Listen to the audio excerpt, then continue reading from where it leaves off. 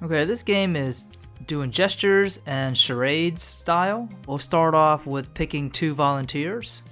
You want to pick 2 strong students, ones that are very vocal, and then the rest of the students will need to go to the back of the classroom.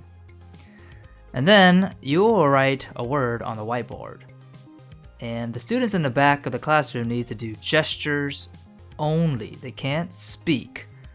And the 2 volunteers, they need to look in the direction of the group of students, and they can only guess the word.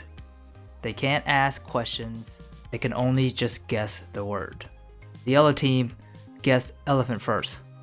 So after that, they get to pick one of their teammates to sit down with them. Let's do another one. This time the green team answered first, so they get to pick somebody on their team to sit down. And now the 2 players on each team can also play and try to guess the word. So this will go on until one team can get everybody to sit down, thus claiming victory. Enjoy!